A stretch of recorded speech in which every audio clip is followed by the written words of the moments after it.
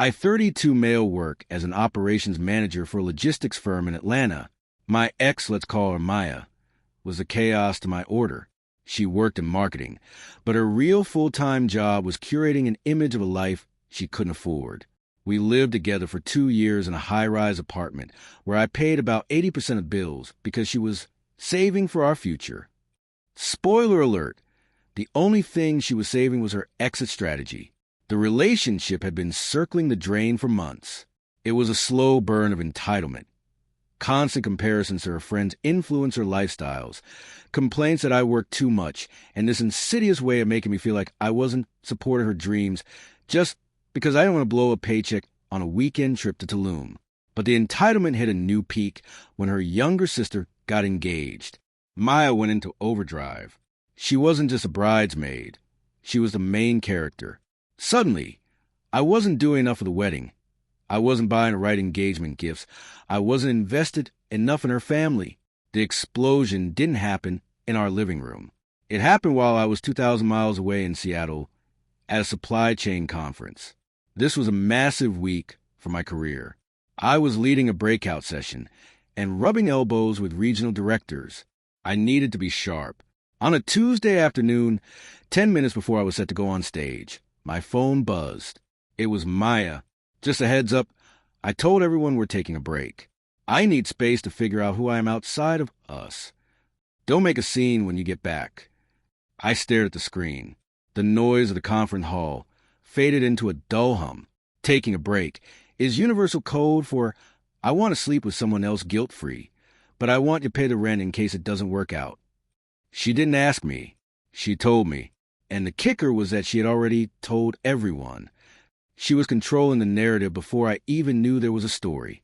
She wanted me to come home to a done deal, forcing me to play along with her, finding herself act so she could look noble instead of like a cheater. I looked at the clock. 5 minutes to showtime. I could have panicked. I could have blown up her phone, begging her to explain. Instead, a strange, cold clarity washed over me. I felt the heavy weight of her constant demands, the financial drain, and emotional maintenance just evaporate. I typed back, "Thanks for letting me know." Then I turned off my phone, walked onto the stage, and delivered the best presentation of my life. When I turned my phone back on 3 hours later, I had 14 missed calls and a wall of text from her. She was spiraling because I hadn't played my part. "That's it? That's all you have to say?" Followed by, "You being cold like this proves exactly why I need space. You're emotionally unavailable." And finally, "I'm staying at my sister's for a few days. Don't come by." I didn't reply. I went to the hotel bar, ordered a bourbon, and opened my banking app. I needed to see how much this space was costing me. My stomach dropped. Our joint savings, which was technically a joint account but funded 100% by me for a house down payment, was light, very light. There was a withdrawal of $4,000 made that morning. I immediately checked the credit card statement. A charge for a boutique hotel in Savannah for the upcoming weekend. 2 nights. The romance package. She wasn't at her sister's. She was planning a trip, and I was paying for it. The audacity was breathtaking.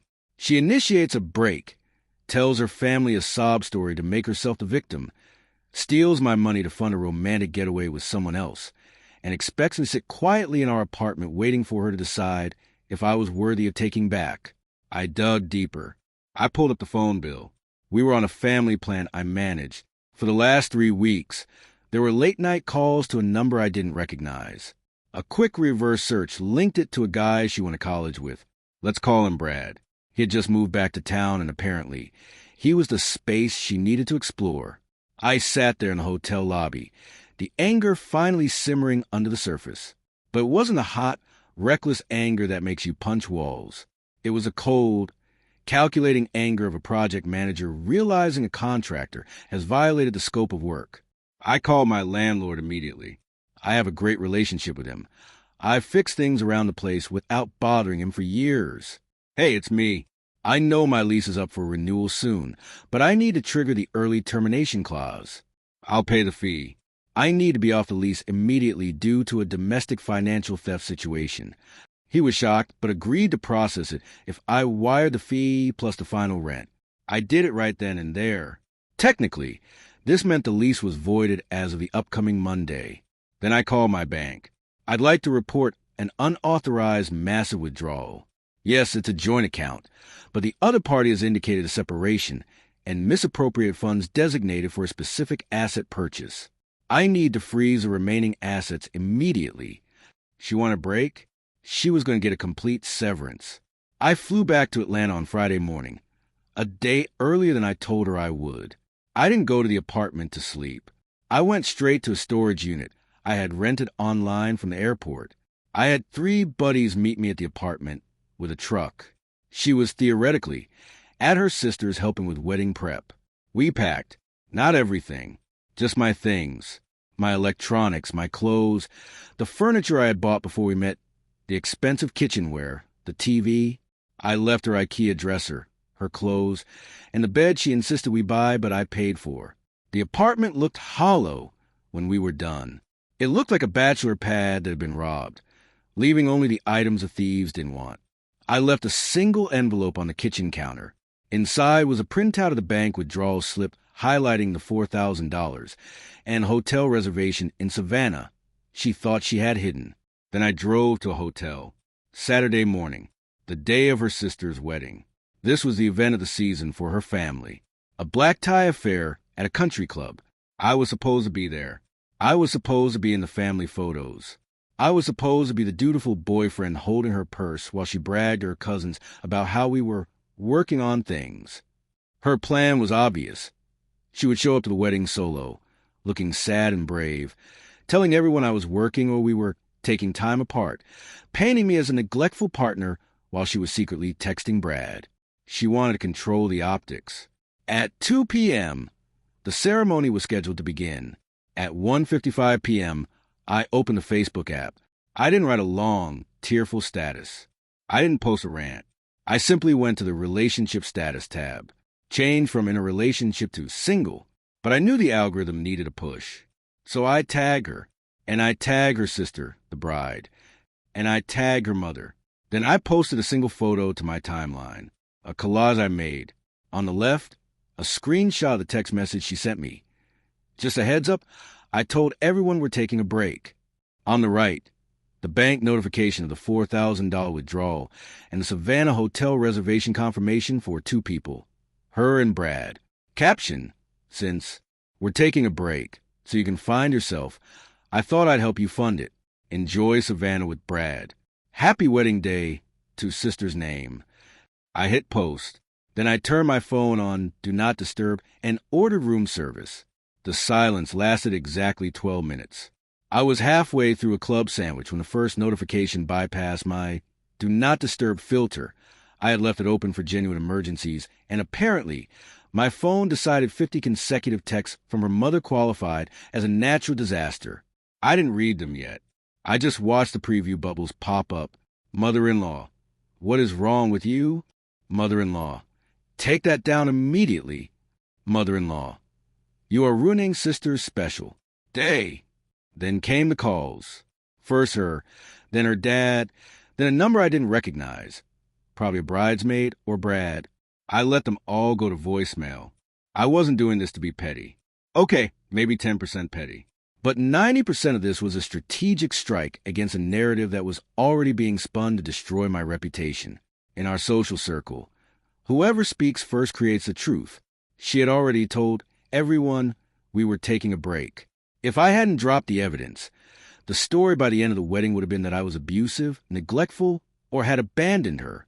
I opened Facebook on my laptop to check the blast radius. The post had exploded. Mutual friends, people we went to college with, even her own relatives were reacting. The shocked emoji was the MVP of the day. Comments were rolling in. Wait, isn't she supposed to be at the wedding right now? Damn, for $1,000? That's theft. I thought she said you guys were just stressed from work. Then the first flying monkey arrived. Her best friend, Sarah, messaged me. Sarah was the enabler, the one who always told Maya that she deserved a provider and that I should be grateful to be with her. Sarah, you are a piece of trash. How dare you air private business during a wedding? She is crying in the bathroom. You need to delete that and apologize. She was just confused and needed time. You push her to this. I typed back. She wasn't too confused to book a romance suite with my money. Tell her the lease is terminated effective Monday. She has until then to get her stuff, or the landlord puts on the curb. Blocked. Around 5 p.m., the Do Not Disturb breached again.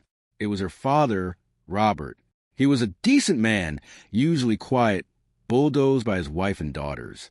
I respected him, so I answered, "Hello, Robert." I said, keeping my voice even. "Son," he sounded exhausted. It's a mess here. Her mother is hyperventilating. The bride is refusing to come out for the toast until people stop looking at their phones. Did you have to do it today?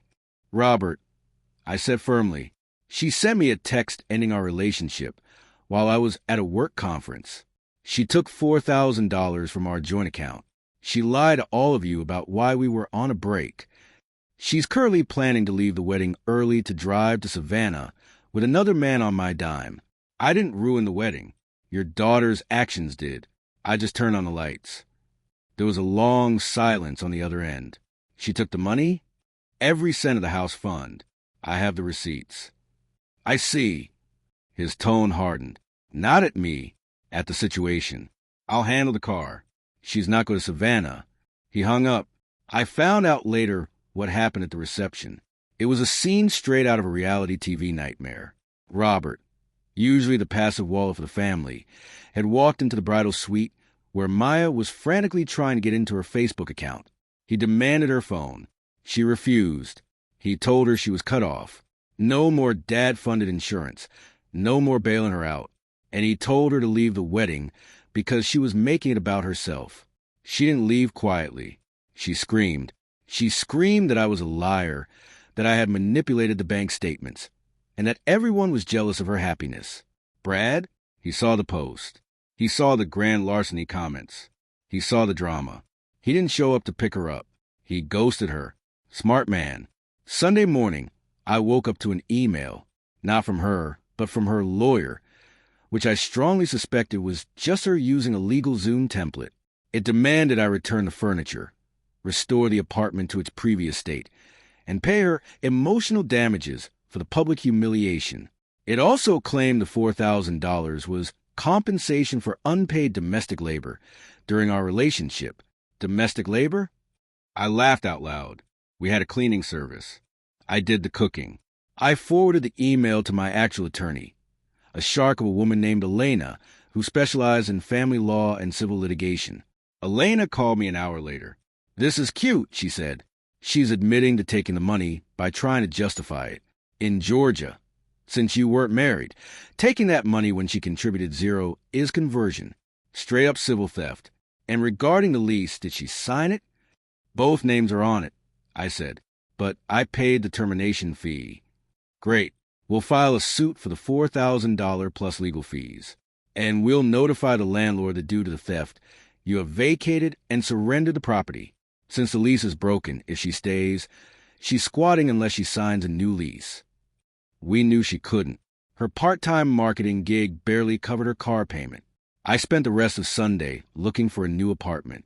I found a loft in Midtown, smaller but nicer and entirely mine. Monday morning, I went to work. I expected a scene. I didn't expect her to be waiting in the lobby of my office building.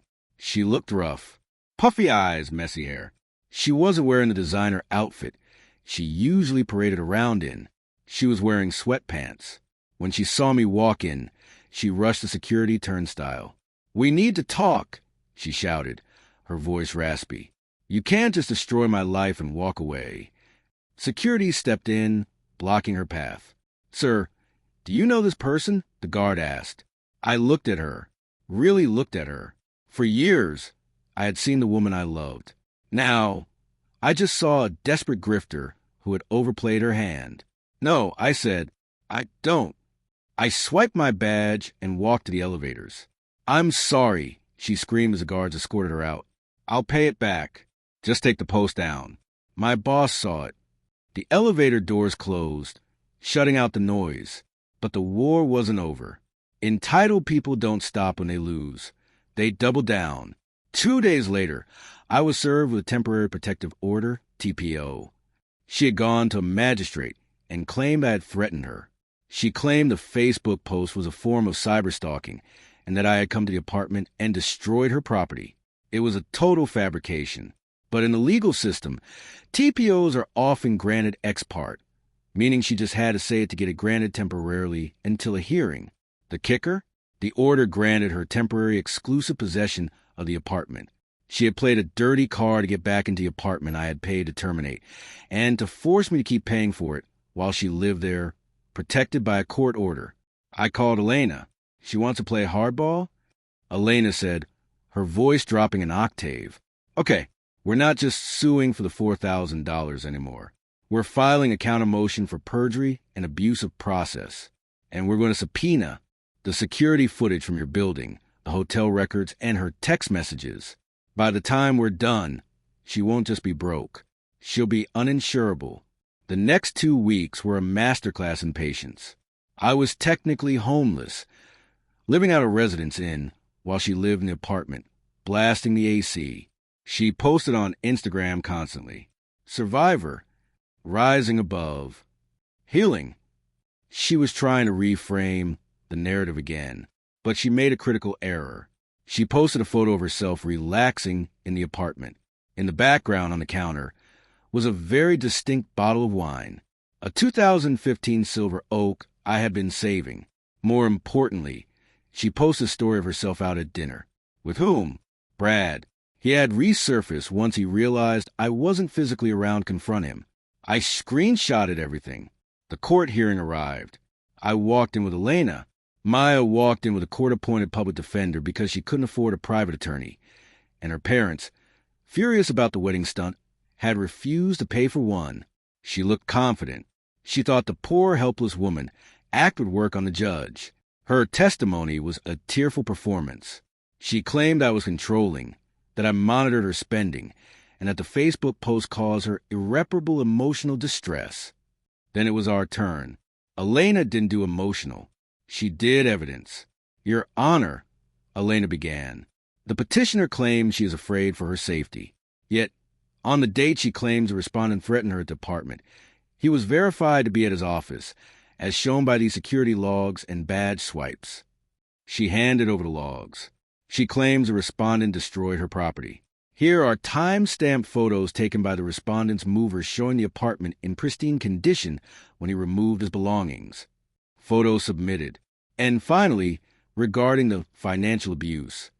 Here are the bank records showing the petitioner withdrew $4,000 from the respondent's savings while he was out of state, used it to book a romantic getaway, and then filed his TPO solely to regain access to the apartment after the respondent terminated the lease.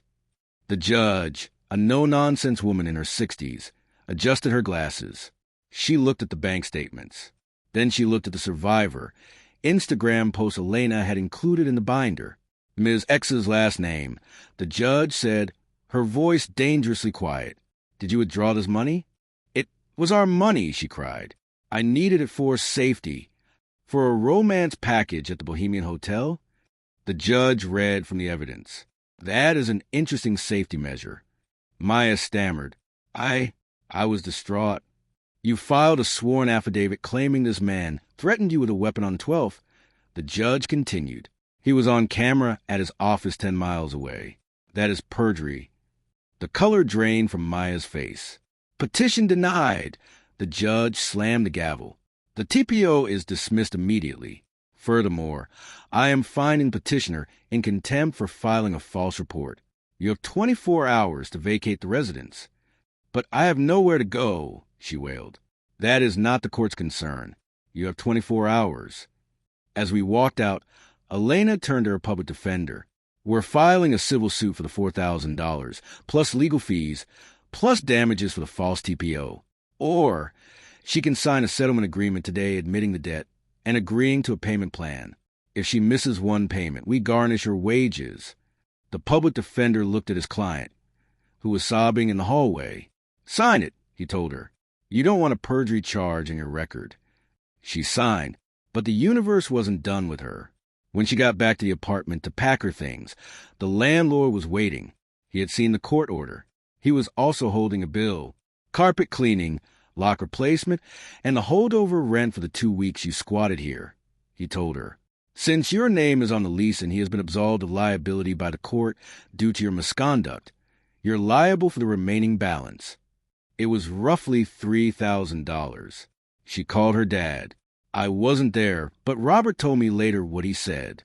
You stole from him. You lied to us. You ruined your sister's wedding. You're on your own. She had to sell her car, her precious BMW 3 Series she couldn't afford anyway, to pay the landlord and the first installment of what she owed me. 3 months have passed since then. The fallout was comprehensive. Brad dumped her for good the moment the TPO was dismissed. He didn't want to be associated with a crazy ex who commits perjury. She lost her job. Apparently, her boss did see the Facebook post, but that wasn't why she was fired. She was fired because she had been using the company credit card for personal expenses too, a habit she apparently couldn't break. Once the company started auditing her after the rumors swirled, they found she'd been expensing client lunches that were actually spa days. She had to move back in with her parents. From what I hear, it's not a happy household. Her sister, the bride, still refuses to speak to her because the wedding memories are tainted by the drama. Her parents have her on a strict curfew and have taken control of her finances to ensure she pays off her debts, including the monthly $200 check I receive like clockwork. Every time that check deposits, I treat myself to a nice bottle of wine. As for me, I got the promotion. The conference went so well that my company moved me up to director of operations. The raise more than covered the legal fees. I'm living in my new loft. It's quiet. It's clean. There's no walking on eggshells. I've started dating again, but I'm taking it slow. The biggest red flag I look for now?